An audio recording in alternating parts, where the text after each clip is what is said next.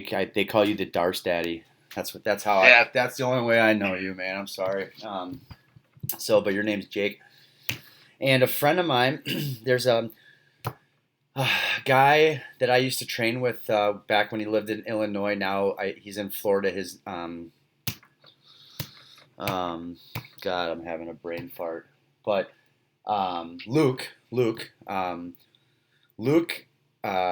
knows somebody that I train with here in Wisconsin, and there's been two guys from that Luke knows from Florida that have had carotid artery or vertebral artery dissections. Like that, he literally knows, like either knows or somebody at the gym, like a small circle type thing. And Hmm. you were one of them, and so that's how I learned Oh, about Luke Luke. Kowalski. Yeah, Okay. Yeah. so he's from Chicago, Illinois. Right. I He know exactly what you're talking about. Yeah, so he trained with Comprito in Illinois, and he and I were white belts. He was training under Jonatas, and I was training under another one of Comprito's affiliates from Wisconsin. And so we were coming up at the same time, and every once in a while, like a Barasa function, we would roll. So it's kind of one of those small worlds. Yeah. Yeah, and his friend reached out to me right away. You and Max, I don't know if you know Max, but I both. know Max. He was the first. He's what made me aware. I actually figured out that strokes were a problem in jiu-jitsu before I had mine. It's funny how it had occurred to me not that long before I had mine that because I always have told people getting choked out is so much safer than getting knocked out. Like getting a concussion is 10 times worse. And I mean maybe it still is, but there's obviously a danger in getting choked. I've now figured out. Yeah, now you figure it out. You know what I mean? That was my also perspective. And It's a lot of people's perspective.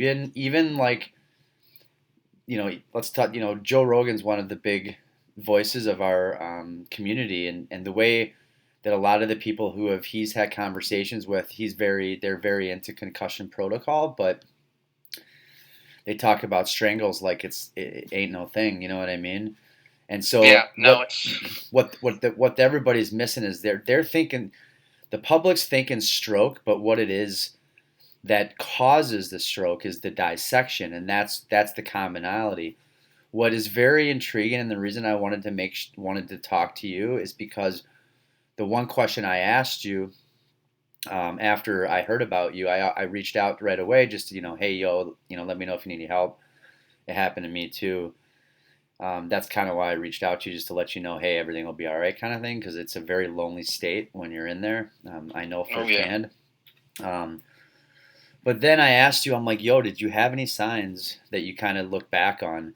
Because I did, and I missed them. I know the date they started. I figured it out. Yeah, it The always. exact date. So let's hear it. Let me tell me what's going on. Um, well, the date they started was December 19th of last year. So that's the first night, unless it's unrelated, but I really doubt it. But that's when I had what I thought was ocular migraines. And I had cut weight for a super fight the night before in a bathtub. And I had to get a lot lighter than I usually would grapple at. And the match I totally dominated and won. So it's weird that it happened because I never got put in a chokehold. I never even had anything bad happen to me. So I thought I cut too much weight. But I was watching. The reason I know the date is because I was watching Stephen Thompson versus Jeff Neal. So I know which fight I was watching, and I could only see one fighter at a time because so much of my vision was black in the Wow. peripherals. Wow. And the dark peripheral vision, that would probably happen like once a month or sometimes every like 2 weeks. When I had my stroke, it hadn't happened in a long time. I kind of forgot about it. But yeah, and I would kind of ignore it, maybe lay down for a while, and it would go away. Sometimes I'd even see like something spinning and rotating. It looked like there was a ceiling fan when there was no ceiling fan. I've So heard so that. all of my stroke symptoms have been visual. That's the part of my brain that was affected. So hearing you say that, and my understanding was it looks like the damage to your arteries were the vertebral arteries. Does that sound right? I They couldn't prove I had a dissection. They just guessed it because they know what I do. Yeah. They couldn't prove it, which I'm sure you're aware of. That a lot of time it doesn't show up in MRIs. That's exactly right. Yep. Yeah. Mm-hmm. And I went to a blood doctor today actually because they found an abnormality in my blood. But that abnormality can be a misreading very often. But I could have a genetic issue with blood clotting. Okay. But again, we know what I do. We know I trained 5 days a week, competed twice a month. It's pretty likely that there was an artery injury. Because Mm-hmm. you don't seem like a guy that is gonna when somebody throws in a Darce, you're probably gonna try to fight your way out of it until. Yeah, no, I always tell people if I feel like I'm not going to go to sleep or I'm not going to get injured, I don't tap to. I don't wait till it hurts necessarily, but yeah, I don't like to tap early to things. I want to make sure it's like in. But have you had any of the vision issues since your stroke? I lost part of my vision, but it's I've not had any of those symptoms I used to have where everything would go dark. What I've lost is just what I've lost. So the symptoms that I hear you talk about, like it's a lot of like I've heard people explain like it feels like you're kind of hungover, like you're the room spinning type thing. Did that ever happen? No, it's all visual. All visual. It's all, but it was more just like darkness. And sometimes I get migraines, but have you always headache. Have you always gotten migraines, or was that just, or did that I just do start? have headache issues. When I was going to be an MMA fighter and I was sparring every day, and I started getting migraines at 19 years old, and they lasted till I was like until I was 20. How old are you now? So I had like a full year of headaches. I'm 25. I just turned 25. I had the stroke like a week before my birthday. Jesus. So yeah, my birthday was pretty rough, man. I was crying a lot that day. Yeah. I talked to you on my birthday. That was when I tried to play golf. By the way, my fatigue is already a lot better. Good. I'm really happy to say that. Mm-hmm. But yeah, I told you, like, I couldn't believe how tired I was just for playing a couple holes of golf. I had to go home. Very depressing. Yeah. It gets better. It gets better. And yeah, for sure. The more that you are able to exercise and like stay on point and everything like that and stay healthy with your eating and all that, and the hard part is if you can't do all that and then you're just either working all the time or just eating and sitting on the couch, and that's the. Let me ask you. Yeah. What meds did they put you on? Did they put you on cholesterol medication? Okay, so right after the stroke, I started to take a baby aspirin, and they had me on a blood thinner or something like that. Maybe it was a cholesterol medication. I can't remember what it was. I can look in the notes and let you know. Okay. But after they put me on it, it was kind of one of those things where when I went to my it was like 3 months later, I went to the follow up, and they're like, we don't need to put you on this medication because you don't have any abnormal numbers. It's just kind of it's just kind of protocol of what we do when we send stroke people home, and usually those stroke people have elevated numbers. Right. Most people who have strokes are obese, or they're in their 60s or 70s. Right. They're not in their 40s or 30s or 20s. No. Yeah. Yeah. So they put me on it, and I think it might be like protocol, like with the dissection, because you want to make sure that there's no more clotting. Right. And then once that heals, then you just go off the meds. So I did an interview with the guy on my podcast. This is like a month ago, and he was the guy who had a dissection. He spotted. So unlike you, who didn't go and get treated, he went and got treated, and then they found the clot on his artery, and then he treated it, and then it went away. I think they did have him on some type of medication, I believe. I can't recall, but it's on the interview. But he took his medication, and then the artery healed, and it healed pretty quickly because he wasn't participating in jiu-jitsu. So that's kind of the danger, is like, we're still competing on the mats, even in practice. Now looking back after my stroke, I didn't even know what happened to me. Like even after when they explained like dissection and all that, like I still had no idea what the hell was going on, and I didn't understand it really, and I didn't even know what stroke was, and so I was still, back on the mats, like training and moving and even rolling, and sometimes, and I'm looking back now, I'm like, man, you're an idiot, dude. You need to, I needed to kind of chill it out until like things were good. Like Yeah. I even remember like I want to say I got out of the hospital like 2 days later, and I went to like a Planet Fitness, and I was like trying to lift weights, and then things just didn't seem right, and I'm like, well, I listened to my body that day. I'm like, man, I need to probably rest. And I just didn't realize how severe it was. You know what I mean? Yeah. Um, It's life changing. I yeah. mean, and I'm lucky. I'm lucky. I barely lost anything compared to. I lost a little bit of vision, but you said you didn't you lose a little bit of function on the side of your body? Yeah, my right side of my body. It wasn't function as much as feeling, which Okay. does have to do with function. So like my right hand, like in the beginning, like if I was to hold my phone in my hand, I would drop it, and I forgot like so like I didn't know it was there, and like I would even burn myself at times. But now it really is back. Like it comes back. Man, I'd love to get vision back. I would love to get I some of this think it. vision back. I think it will, man. I don't know. Like I was just doing acupuncture and um, just training and talking and just doing life stuff and just kind of pushing back into things. And I even believe that jujitsu like had some type of therapy with my hands, like the grabbing and the pulling and stuff like that. Yeah. um, but they say that a lot of this stuff doesn't come back. But I'm on my fourth year, and my right side of my brain was there's damage, so it's a lot of spelling errors and remembering how to spell.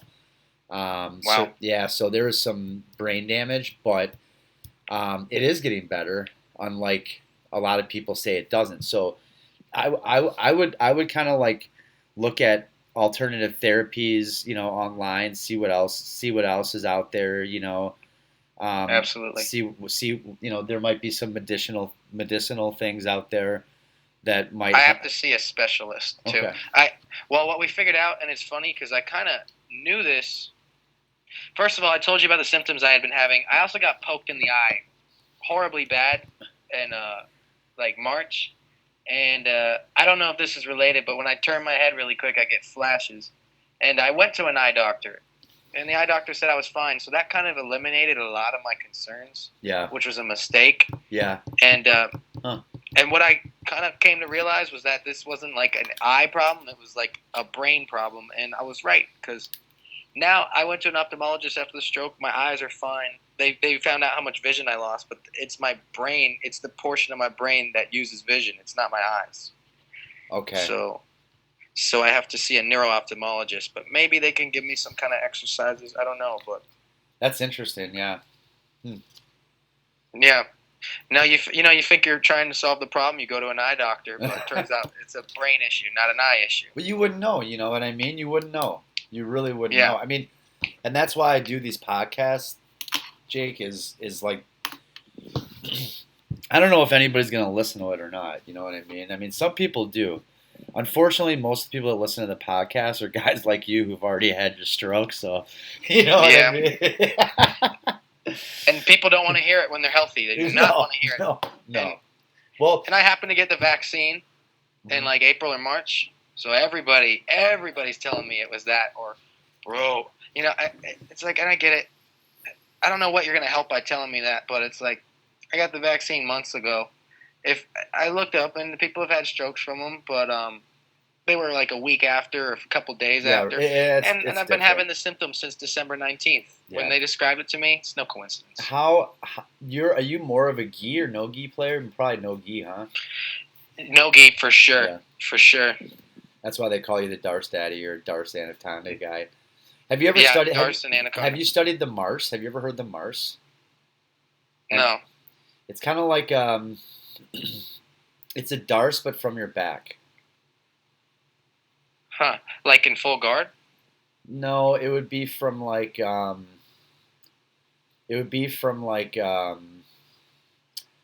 your back, somebody's on top of you in like a quarter guard or like a side control position. Yeah, I've definitely hit those. I like to see an instructional on those. I'm totally down for it. I feel like it's one of those moves you can hit almost anywhere. Okay. Almost like the Ezekiel. You can kind of hit it pretty much anywhere. Well, throw that on your list because I know you've been doing those instructionals and they have been really good. I appreciate that. Yeah. I got another one that I did today that I'm waiting until tomorrow to post. So that'll be. I'm excited for that too. Now, what's your Instagram handle? Is Darce Daddy, right? Yep. The _ Darce Daddy. Okay. And what school do you train out of? I train out of 2 schools, but I haven't been going to one of them since I got the stroke because it's very far away, and I thought I would just go to my local school to watch and help. But I was going to East Coast Combat Club, which is my local school, and then I was going to Brazilian Top Team. Okay.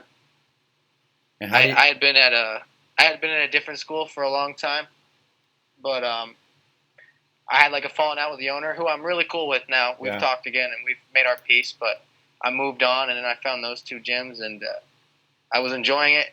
You know, the split training, I really like having multiple partners and stuff. Yeah. So I like training at 2 gyms. I train at 2 gyms as well. I was training at one in Oak Creek and one in Northfield, Illinois, and it adds a lot of benefit to the game. You get different training partners, you get different looks, you get different coaching perspectives. Exactly. And it's great when it's great when the coaching perspectives are the same, and when the coaching perspectives are different, it's also great because then you just take what works for your game and apply. I kind of figured that out about my coaches. Like, one of my coaches is a really good coach at helping you with the mindset of competing, being a good competitor, but he doesn't follow the rules nearly enough. He doesn't know what's points and what's not. Like, he just knows jiu-jitsu. He doesn't know sport jiu-jitsu. Then my other coach at Brazilian Top Team, he reps IBJJF tournaments, and he's constantly at them. He knows everything about the point system. So the other coach is great. He has just as much knowledge, but he doesn't follow sport jiu-jitsu, you know? Because he's more of an MMA guy. Yeah. So it's best of both worlds for you. Exactly. There's one coach I go to for, like, advice about competition, and there's another one I go to for advice about the rule set. And, I always like the different perspectives, for sure. And so, do you play any gi, or you just all no gi? I do play gi. I play gi, and there are things I'm really good at in the gi, but I just love no gi. And I actually am a brown belt in judo, so people really assume I like the gi. Okay. But I just never. I was always 10 times better on the ground, and I think that's the reason I was successful in judo, because I think my judo skills were actually pretty lacking, but I naturally love the ground, and I would out-grapple a lot of guys in judo. So that probably was a big part of what helped me too. Did you? How long have you been training for? Jiu-jitsu about 4 years, and then I did judo 4 years, and I did like a year of wrestling. Okay. So I've been grappling for like 10 years. Okay, right on. And when we didn't even talk about the day that you got sent to the doctor. Was that after a competition? Yeah, that was after a competition. Felt absolutely fine. Actually won my last match, so didn't really like take a lot of damage. Yeah. And I was about 2.5 hours from home. I got all the way home. We not home, but my friend's house where I met him. And we pulled into his driveway, and I went cross-eyed like this. Uh-huh. And I was just like, dude, my eyes are crossed, and I can't uncross them. Like I can't see. You know, like I could see, but everything was on top of each other. And my eye was down at the floor. And actually, it's never good to hear doctors say, oh, I've never seen that before. But they were saying they'd never seen that before, which is not comforting. Because they said when somebody's eye goes lazy, it goes left or right. It doesn't go up or down. And mine was pointing right at the floor. So I'm really happy it works again, because it's like my eye died for a second. It was really strange. Wow. But that was like when the stroke happened. About like 40 minutes later, it just kind of came back into focus. You know, they were all huddled up around me and stuff, but they were like, "It looks like your eyes kind of going back to normal." Yeah, it is. Did they have to give you any medicine like TPA or anything? I can't really remember. I don't think they Did they put a thing in shot me up with did anything. they put a thing in your leg? No, not in my leg. I just had IVs and stuff the whole time, but I think that's anybody at the hospital. Yeah. No, so it doesn't sound like it. No. No, my eye just kind of went back into focus while I was there, you know. And they did the imaging on your brain, and they saw that there was a stroke, and they. Well, the CAT scan didn't find anything. Okay. The MRI, I think they found a little clot. Okay. I think they found a clot, and that's how they knew I had a stroke. Okay. And then when they did another MRI, well, I don't know if it's. I swear they say MRA for the second one. MRI, they found the clot. They did an MRA. They couldn't find the tear in my artery, but it was just based on what I told them I'd do. That's what they guessed. That was their guess. Got it. Okay. Wow. Well, and whose idea was it to go to the doctor? Your buddies? Or? My friend Hunter, who, you know, fucking God bless him, man, because he was really cool about it. And he actually lived right next to the ER. Probably also very helpful. Yeah. We were like 5 minutes from the ER. And he took me there, you know. And normally I'm like, I don't want to go to the hospital. You know, I'm also kind of cheap. And it's like, I don't know. You probably know guys in jiu-jitsu. We think our knee's torn or ankle might be like sprained, and we just kind of let it go. Yeah. But yeah, that one I was like, yeah, let's fucking go. I mean, you got to when your eye's doing that. It was crazy, but yeah. And he came and he stayed with me. He brought a laptop to try to watch the fights with me, which I kind of watched, but it was hard to pay attention. But it was very cool. And that was one of the first times we even hung out. We just decided to do a tournament together. He's a white belt, and he wanted to compete, and I said, yeah, I'll sign up and compete at that one too. So I went with him. Well, that's good, man. That's important. That's half the battle. And you said you knew Max, and you already knew about the signs and symptoms. I didn't know the signs and symptoms. I just know Max had a stroke. Got it. To be fair, and a bad one. Yeah. A pretty bad one. Yeah. And you knew him from training?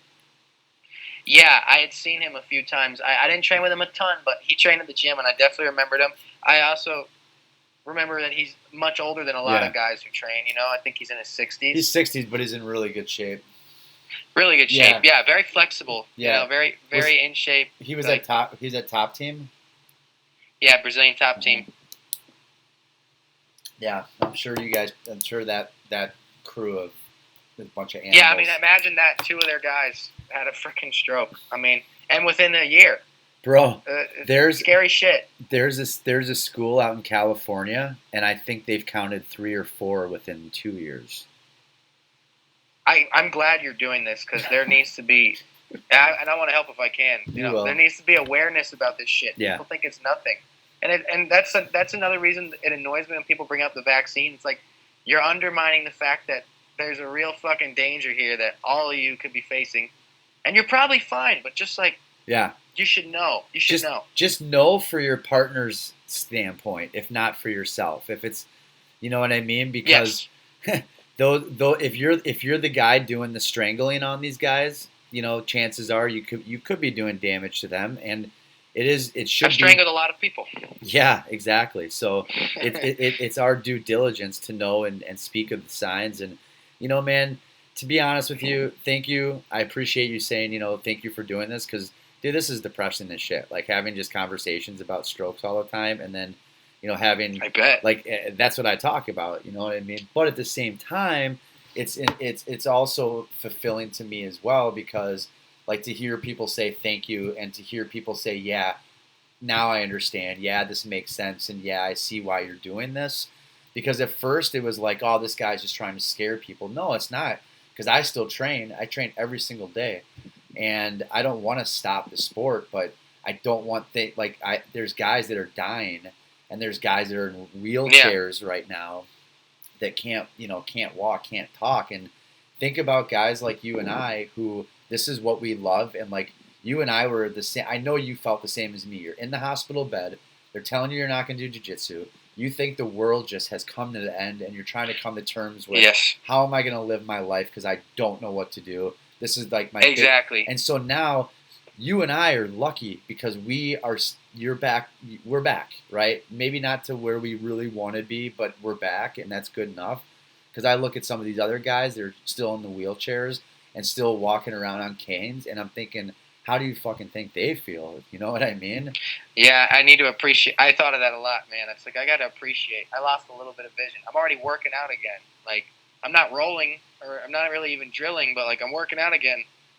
Like I'm fucking living a normal life. I'm able to go like have fun Yeah. and like do Yeah. things with my family. Yeah. I can hold my niece. Like Yeah. yeah. Yeah. So No, you're totally right. yeah, man. Yeah. But I appreciate you, being open and having, right away in the hospital, having those conversations, going through it, talking to the public about it. I've always been like that. I don't like to hide shit. That's good, I man. don't.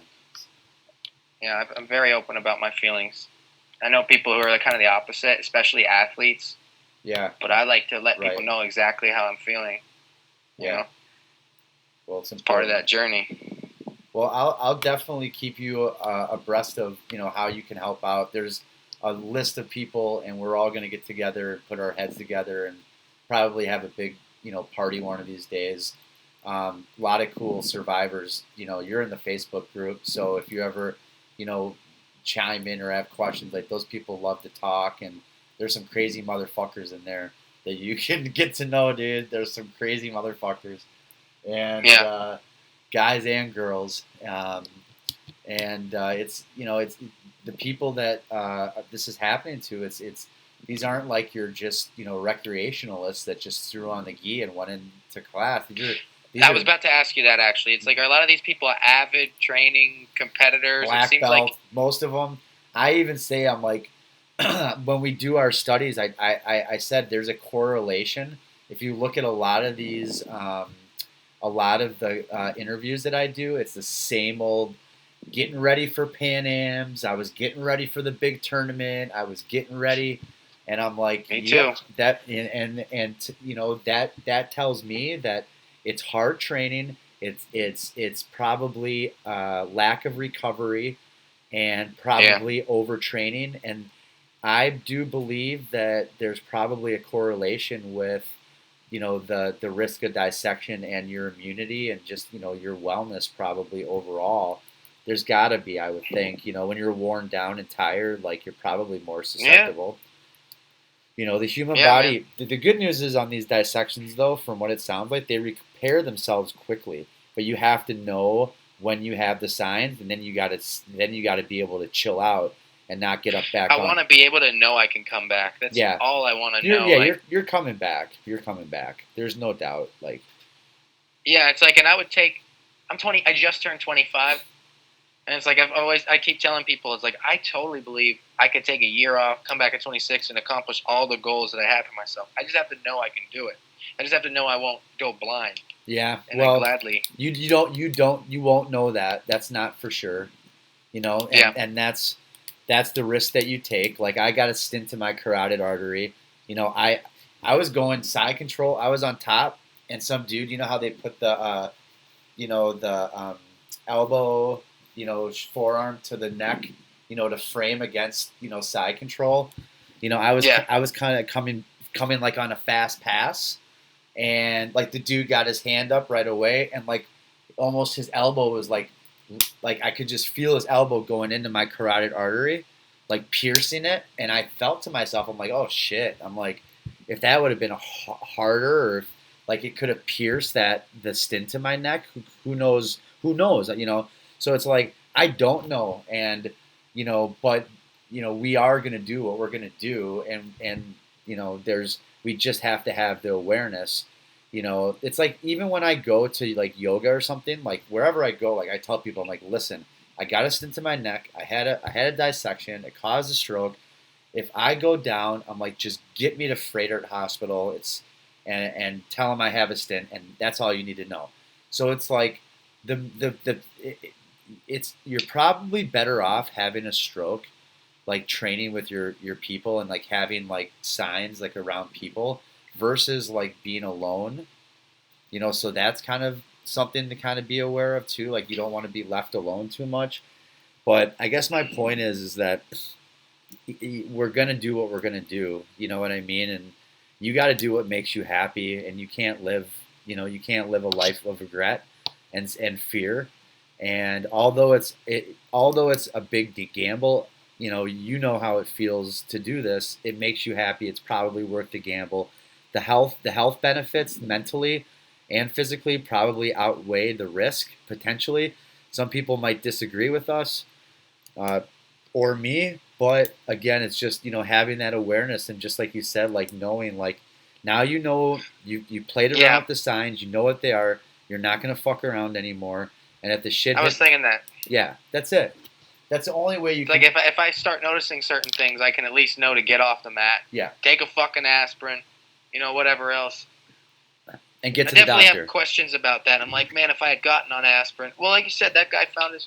The other thing that really bothers me a little bit, but you really shouldn't play what ifs. But I injured my neck pretty bad in a guillotine, and I don't think this is what did the dissection. If it happened because, like I told you, I had symptoms that were really crazy since December. But I did get put in a really bad guillotine that I never tapped to, and because it was a neck crank, which is stupid. You should just practice. But anyway, yeah, I got my neck cranked really bad, and it doesn't really show anymore. But I had a bulge on the left side of my neck, and I do jujitsu with a spine surgeon, and he saw it and noticed it, and he wanted me to get MRI on my neck. This is probably 2 weeks before I had the stroke, and I just was wondering, it's like, man, if I had gotten my neck looked at. I hate doing the what if though, but it's like I was thinking, imagine if they could have found something. That But I mean, you don't. We will never know. But like you're exactly right. Your guy was right. Like you should have went and got the MRI. absolutely, who knows what they would have found? I mean, And he thought it was a torn muscle, not even like a spinal cord issue, like the C6, all these things, because that's what I thought. He said it looked like it was an actual like the muscle on the neck. so That's healed up a lot though. Not doing jujitsu for a while really heals. I feel so fucking good right man, now because my fingers and my yeah, knees, like everything yeah, feels a lot better. yeah, that's for sure.